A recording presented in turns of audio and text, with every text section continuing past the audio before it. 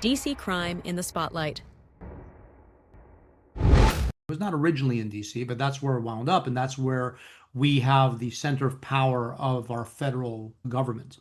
And because of that, there's always been the ability for the federal government to have certain powers over what's happening locally. One Well, of based which on the is Constitution completely, the Congress completely rules basically everything to do with DC, and only in the 1960s with the Home Rule Act did they provide the city and kind of the mayor and local police to have some powers to control the city, and ever since then it's basically been going downhill.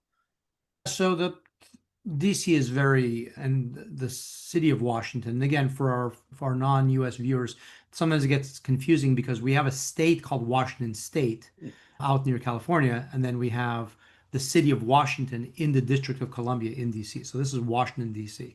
And ultimately, the president still retains powers, the federal government, to enact control over, in this case, the police department for 30-day periods. It could be extended, and there's other things that could be done. But there's a council in DC that basically runs the city. And what has been essentially the footing in that city has been very left leaning. And essentially, the city has always had a lot of crime. And for years, people have been complaining, saying, look, we have all the people coming in, all of our politicians coming in from the different states to represent their various constituents, and they're being subjected to crime. And our capital shouldn't be a crime-ridden city. And the ambassadors from all over the world who come Right. to experience the United States and represent the United States or represent their country in the United States and vice versa, they come and they see some of the worst crime rates in almost any city in the United States. And that's because of the horrific mismanagement that the city has been under for the last, like we said, 60, 70 years almost. So this is something that Trump can do legally because the city of DC was technically under Congress's and the federal control as opposed to state law or anything else. There is a little bit of a red herring here where the Democrats are trying to make this seem this is just Trump grabbing power, and next he's going to come for New York, and next he's going to come for LA, and next he's going to come for everywhere else. And those cities have a lot to be fixed too, don't get me wrong. But because it's not DC, it doesn't have the federal laws that allow the federal government to come in and take control. So that whole argument is mostly just to scare people and doesn't really have much of a legal basis or much. Unfortunately, a lot of people just don't understand. They're conflating what has happened in Los Angeles, where National Guardsmen were sent in and Marines were sent in. But again, their purpose was essentially to protect federal buildings and federal personnel. It's not the same as policing the streets and giving traffic tickets. People exaggerate as to what's happening. And it doesn't mean that this won't happen in other cities, because there can be similar actions as it was taken in Los Angeles. But to your point, let me What put we're something seeing up. This is how ABC reported it. This is a screenshot of what ABC was reporting with regards to the crime level in DC. Maybe you want to read what it says on the banner at the bottom of the screen.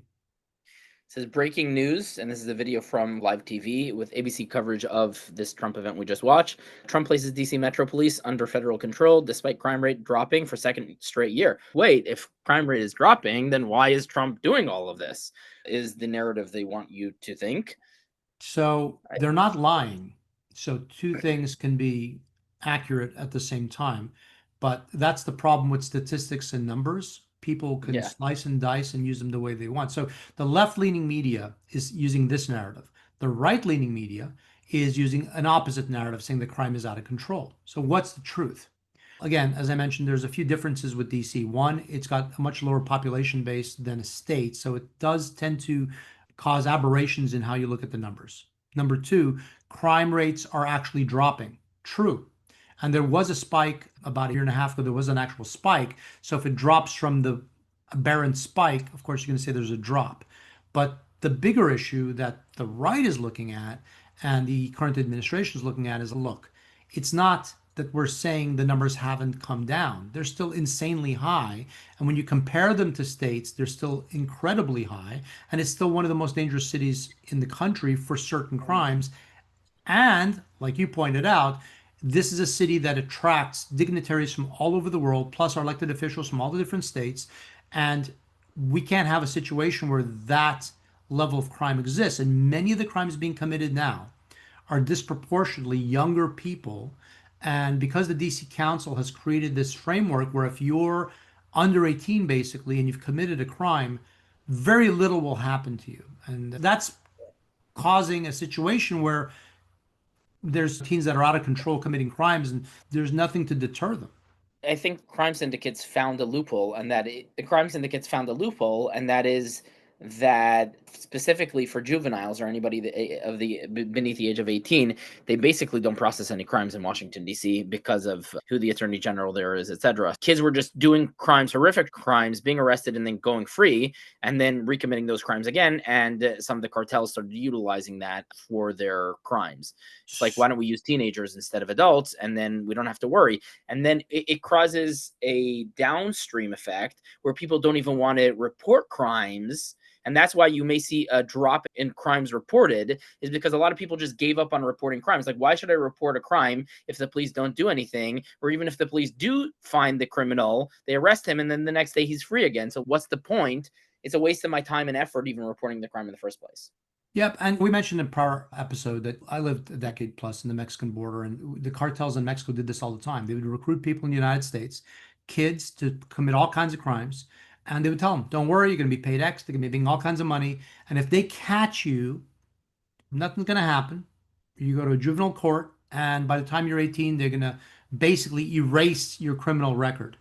It's no different. So even in Texas, there was a big problem with these juveniles committing crimes, and because of their age, essentially it being limited as to what would happen with them. The only good thing is that in most of the jurisdictions, even in southern Texas, there's still some level of common sense. Whereas in DC, it's gotten so lax that not much happens. Mind you, as the left keeps reporting that this crime narrative is completely false, of course, the Babylon Bee, which is a satire site, as we bring on very often examples from them, they reported and they put a post about how indeed there is an over-exaggeration of the crime in DC. Let's put up an image from the Babylon Bee. You may want to read what it says on the slide. Yeah. So it says, crime is down in DC, quotes, shouts journalist currently being pummeled by group of thugs, and with a corresponding image of thugs beating up a journalist. Yeah, armed thugs, and there's a bloody journalist that's on the ground. So is that image like AI or not? Yeah, of course. Yeah, totally.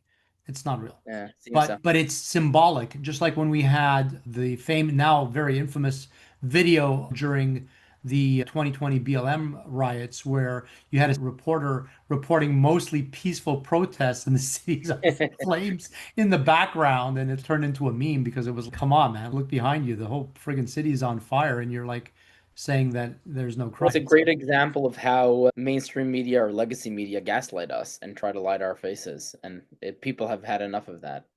Yeah, and we have another one from the Babylon Bee also. It does report on how Trump does have a great idea as to how to minimize crime in the city, and this certainly would help. Yeah, I'll put that one up. Here we go. Maybe you want to read this one. Trump vows to drastically reduce the number of criminals in Washington by sending Congress home. Yeah, that's a good one, because we know that Congress is filled with criminals. Not violent. They may not be violent criminals. They're more white-collar criminals, but criminals nonetheless. Yeah, it's not a stretch to call them criminals. So again, a little bit of humor from Babylon Bee. We always like putting some of their stuff up. It does add some amount of humor to what we're talking about. But back to the real story. So the U.S. Attorney for D.C., who is Jeanine Pirro, who was affectionately known for years as Judge Jeanine on her TV show. A lot of people don't know, but she was a pretty badass judge for years and now has been tasked with being the U.S. Attorney for D.C. And this next video basically is her talking about the situation and the realities of it. I think this would put things in perspective, and she doesn't mince words. Here, let's take a listen. I see too much violent crime being committed by young punks who think that they can get together in gangs and crews and beat the hell out of you or anyone else. They don't care where they are. They can be in DuPont Circle, but they know that we can't touch them. Why? Because the laws are weak. I can't touch you if you're 14, 15, 16, 17 years old and you have a gun. I convict someone of shooting another person with an illegal gun on a public bus in the chest. Intent to kill? I convict him. And you know what the judge gives him? Probation. Says you should go to college. We need to go after the DC Council and their absurd laws. We need to get rid of this concept of no cash bail.